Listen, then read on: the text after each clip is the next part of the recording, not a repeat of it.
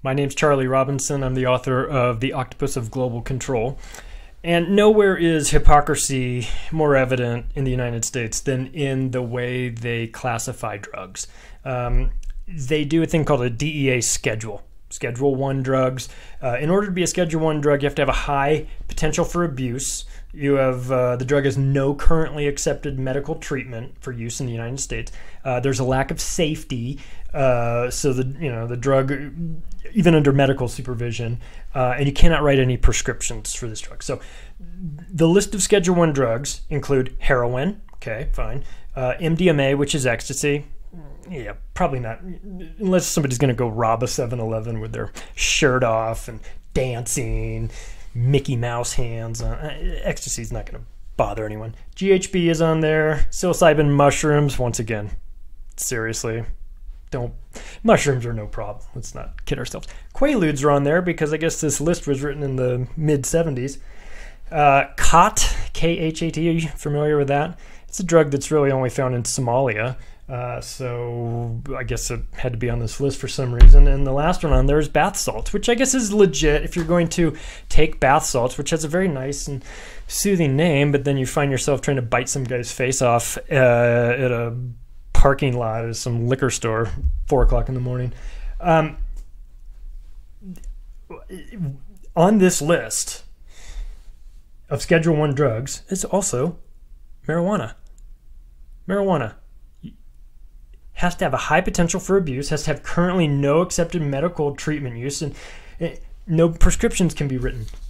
In the United States, marijuana is legal in 27 different states for either medicinal use or recreational use.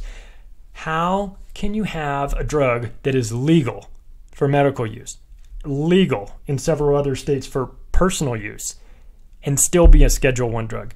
I mean, that's hypocrisy right there. But guess what? What's not on a Schedule 1 list? Notice anything? Cocaine's not on there. Crack cocaine's not on there. But marijuana is. I mean, this is a joke. But if you look back into the 1960s, you'll understand where it's coming from.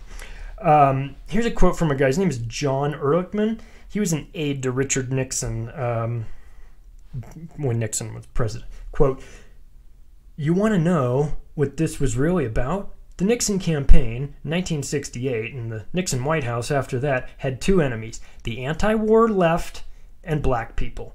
You understand what I'm saying? We knew we couldn't make it illegal to be either against the war or black, but by getting the public to associate the hippies with marijuana and the blacks with heroin, and then criminalizing both heavily, we could disrupt those communities.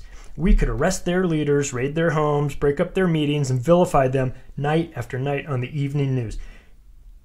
Did we know we were lying about the drugs? Of course we did." I mean, there you go. John Ehrlichman, you get 1 point for being honest. You get negative 10 points for being a despicable human being. So to the black community who says that the police are targeting them, you know why you feel like the police are targeting you? Because they are. This came down from the White House in the 60s. It's not your imagination. You're right. They are targeting you. They're trying to find a way to criminalize you being black, and this is it. And the fact that this guy actually said this, this was from an interview in 1994. This sheds a lot of light in the subject of how the drug classification has been used to target communities specifically. Because if this was really about keeping people safe, the drug scheduling would look a whole lot different. Cocaine would be on Schedule 1, ecstasy and mushrooms and peyote would be, and marijuana would be on Schedule 2. But this is all just political garbage. So to those people that are rotting away for the rest of their life in prison for things like selling marijuana on the street corner, like this is awful. Those people need to be out. Need to get a different way of looking at these things, because the problems in the community are not made by smoking marijuana.